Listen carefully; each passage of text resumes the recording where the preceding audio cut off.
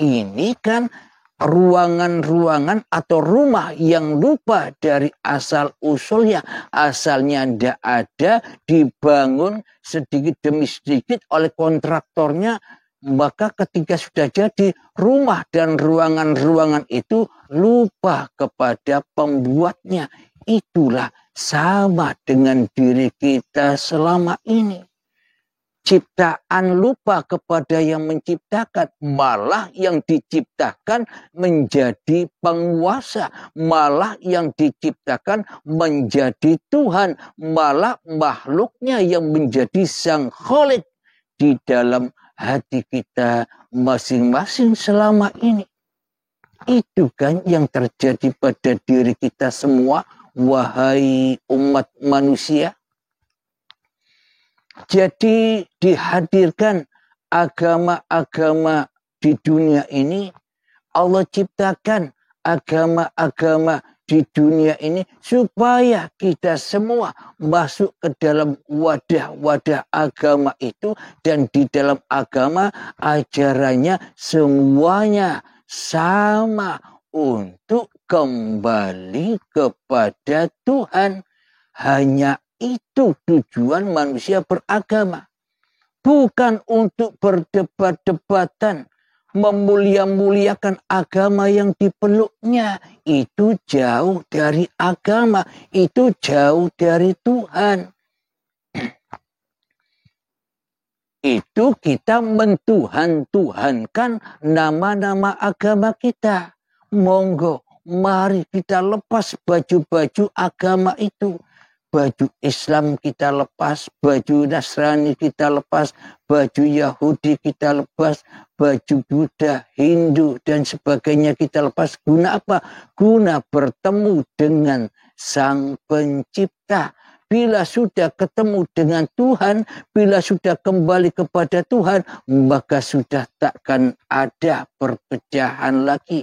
Takkan ada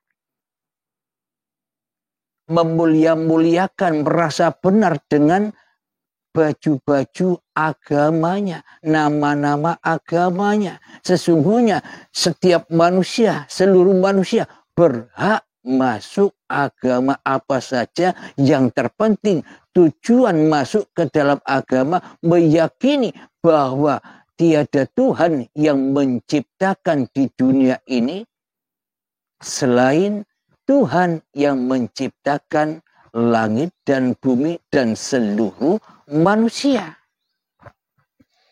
Itulah gunanya agama di seluruh dunia ini.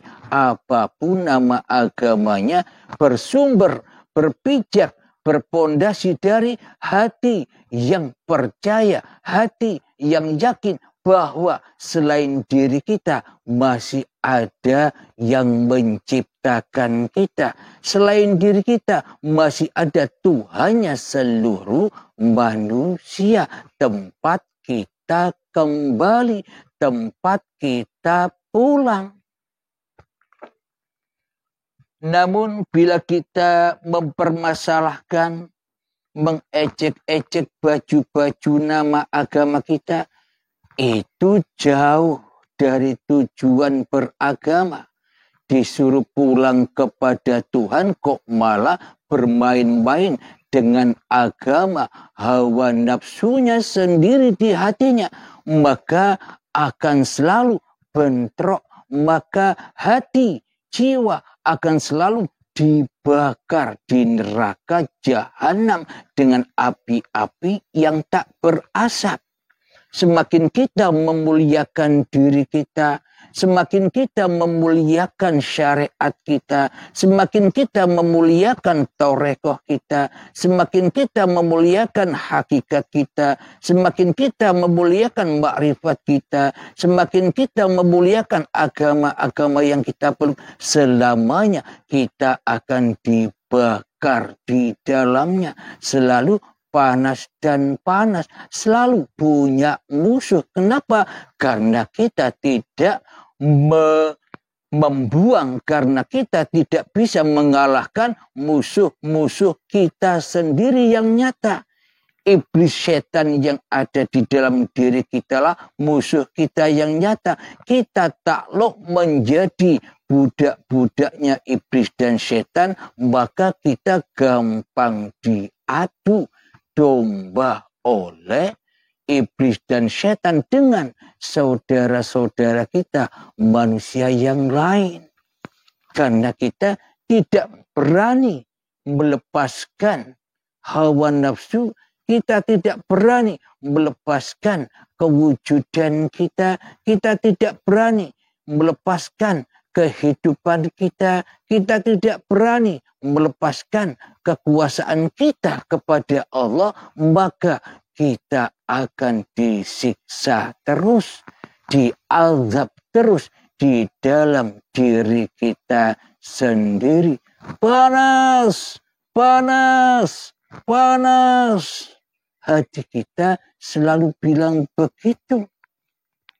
Malaikat mungkar selalu bertanya, marrobuka, marrobuka, marrobuka. Kita berhubung menjadi hambanya setan di dalam hati kita, mana mungkin kita bisa menjawabnya. Ya diadab terus, ya disiksa terus di dalam kuburan-kuburan kita ini, badan yang dari tanah ini. Untuk membuktikan bahwa sebenarnya manusia kita ini tak ada, yang ada hanya Tuhan, Sang Penguasa, Sang Pencipta, Sang Mewujudkan, Sang Mengadakan, Sang Menghidupkan langit dan bumi serta isinya. Mari kita buka ayatnya di dalam surat Al-Insan ayat pertama. Inilah bahwa bukti sesungguhnya hakikatnya manusia itu tak ada. Yang ada hanyalah Tuhan Pencipta manusia. Tergantung manusianya bertuhan kepada Tuhannya atau bertuhan kepada dirinya sendiri. Maka bila manusia masih bertuhan kepada hawa nafsunya sendiri, selamanya takkan pernah rela, selamanya takkan pernah ridho bila ia dikembalikan ke asal usulnya. Apa? Mati. Tidak rela manusia mati, tidak ridho manusia meninggalkan dunia ini karena manusia ingin jadi Tuhan terus. Jangankan waktu hidup, waktu mati saja kita menyangka orang yang di kuburan itu masih hidup, menerima azab, menerima siksa di dalam kubur. Berarti selama ini kan kita tidak rela bila manusia ini mati. Dikasih kabar gembira bahwa setelah kematian manusia akan menemukan Tuhan dan surganya. Kok tidak mau? Maunya ingin disiksa terus di dalam kuburannya. Coba di dalam surat Al-Insan ayat pertama.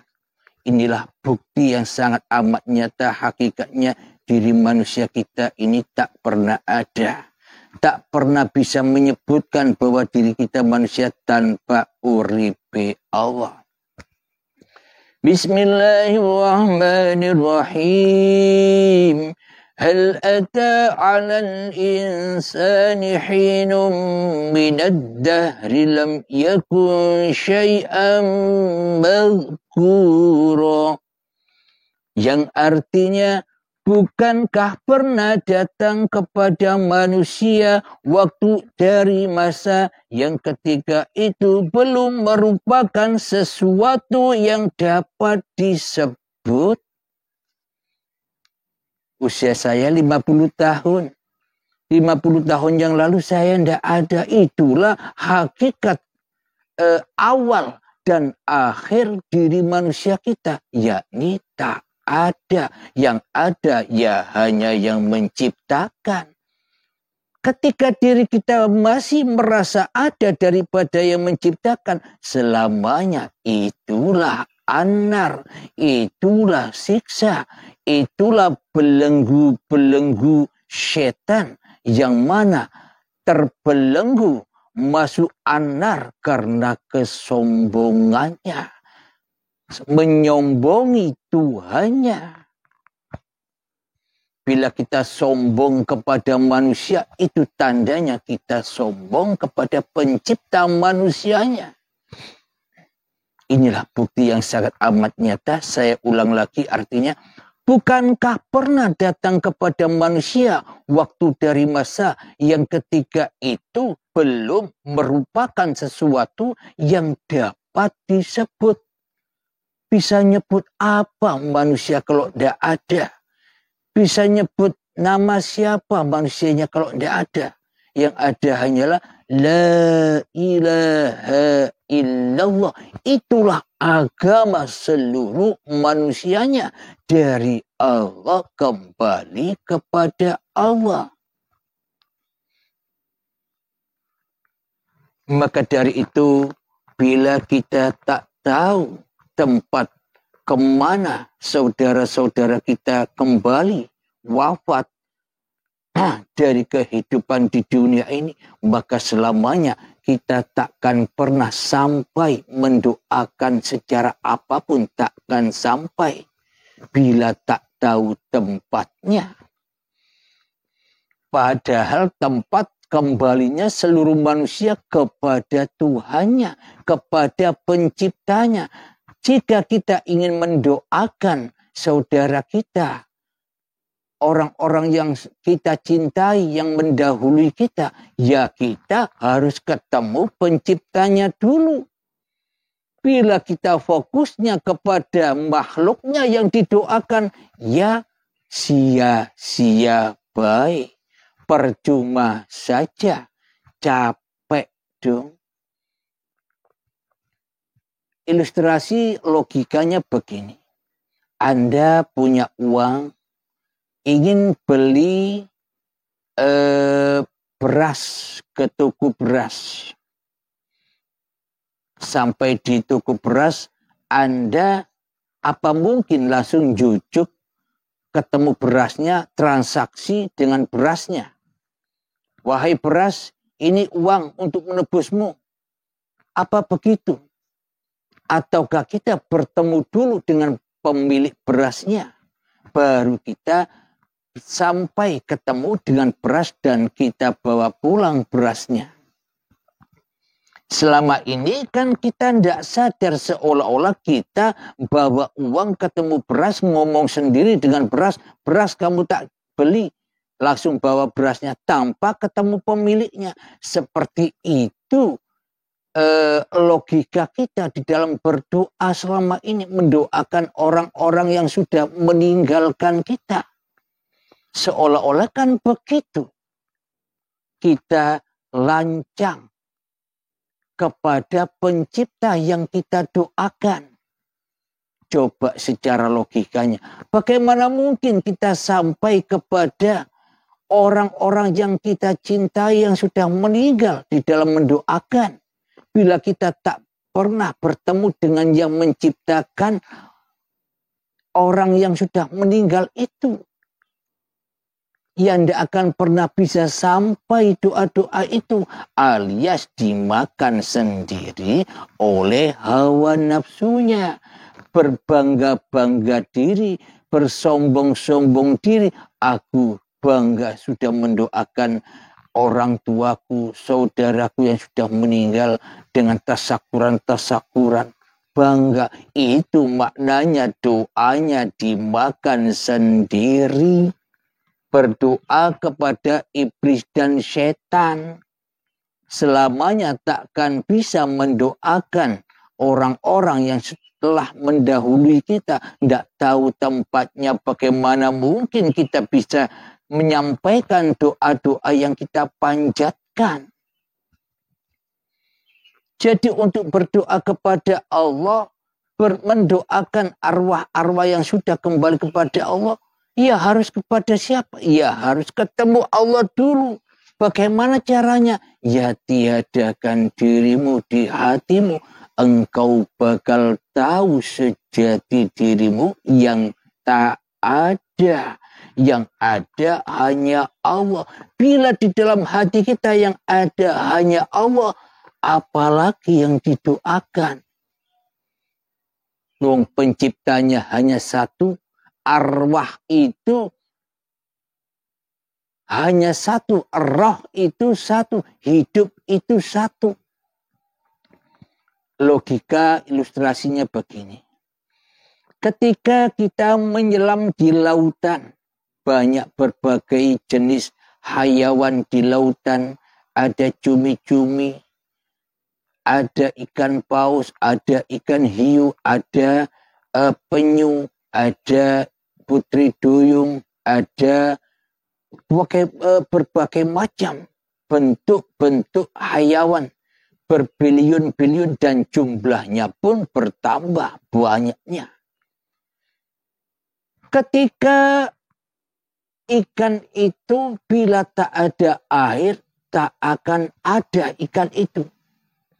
Jadi adanya semua jenis ikan dan jumlahnya ikan itu semuanya karena adanya air.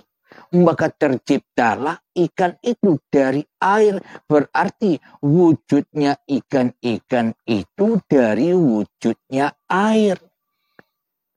Jadi siapa yang berkuasa atas syariat, toreko, hakikat, makrifat ikan-ikan itu kalau bukan air? Bila tak ada air, apa ada ikan-ikan itu?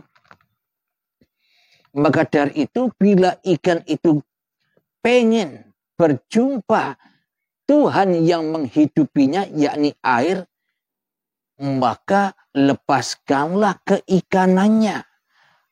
Meleburlah ke dalam air, maka nyatalah bahwa Tuhannya lah yang menggerakkannya, mensyariatkannya, mentorekokannya, yang menghakikatkannya, yang memakrifatinya, bukan ikannya. Bila ikannya merasa dirinya bisa syariat, bisa toreko, bisa hakikat, bisa makrifat, ia tidak akan pernah tahu siapa yang menghidupinya selain dirinya sendiri. Coba logikanya lagi. Ketika ikan itu mati, meninggal, kemana hidup ikan itu? Hidup ikan itu kan kembali kepada ikan-ikan yang ada di dalam semuanya lautan itu. Apa? Air. Jadi ahad menyatu lagi dengan air yang dihirup oleh biliunan-biliunan ikan itu. Berarti arwah-arwah orang yang kita cintai, orang tua kita, saudara kita yang sudah meninggal lebih dulu, di mana tempatnya? Jauh apa tidak dengan diri kita? Ketika diri kita masih ada, ya jauh. Takkan pernah bisa menemukan. Apalagi mendoakan, ya tidak sampai kecuali kita makan sendiri doa itu. Akan tetapi bila kita kembali kepada Allah, kembali kepada ketiadaan, kembali kepada asal usulnya, di mana mereka? Ya kembali ke sisi Allah. Oh ternyata di sini mereka, maknanya ya di dalam air itu sendiri, ya di dalam Allah sendiri. Kita selama ini berada di dalam Allah tapi cari Allah. Ikan itu hidup berada di dalam air, tapi bagaimana mungkin ikan itu mencari air yang menghidupinya, sementara dirinya sudah di dalam air, sementara dirinya sudah dikuasai air, sementara dirinya bisa bersyariat dengan air, sementara dirinya bisa bertorekoh dengan air, sementara dirinya bisa berhakikat dengan air, dan sementara dirinya bisa bermakrifat dengan air. Bagaimana mungkin cari Tuhan sementara kita yang jadi Tuhan yang tidak ketemu? Coba kita kembali menyadari, bangkit dari alam kubur kita, bangkit dari siksa-siksa yang ada di dalam hati kita, bangkit kembali kepada yang menciptakan kita. Ya itulah tempat kedamaian. Maka ketika ikan itu kembali kepada yang menghidupinya, air, maka air itu akan meliputi seluruh biliunan ikan, seluruh biliunan nama-nama ikan yang ada di laut, yakni Ahad. Disitulah yang bermakna kemanapun kau hadapkan wajahmu, disitulah aku. Jadi ikan yang sudah kembali mati, meninggal, kembali kepada air, maka ia akan meliputi seluruh ikan-ikan yang ada di dalam lautan itu. Itulah Sang Pencipta. Tapi bila kita masih jadi Tuhan, maka air itu terbelenggu, hidup itu terbelenggu oleh diri kita sendiri, tidak bisa menyatu dengan hidup yang akbar. Jadi ketika manusia sudah meninggal, baik itu lewat sakit, baik itu lewat kecelakaan, baik itu lewat dimakan binatang buas. Ketika manusianya sudah tak bisa menguasai lagi hidup dan badannya, maka ahadlah, kembalilah manusia kepada Tuhannya. Kalau manusia sudah kembali kepada Tuhannya, suci apa tidak? Selamat atau tidak? Husnul khotimah atau tidak? Ya, orang-orang yang seperti kita inilah yang masih su'ul khotimah. Orang-orang seperti kita inilah yang masih su'ul adab, su'ul akhlak kepada Tuhan yang telah menciptakan kita.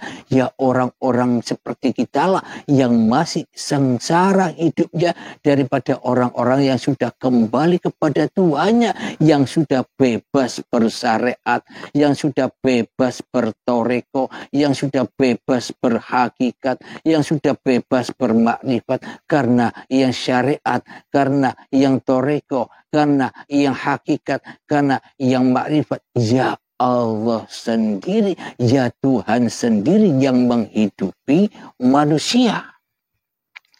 Kenapa kita dikatakan tidak selamat?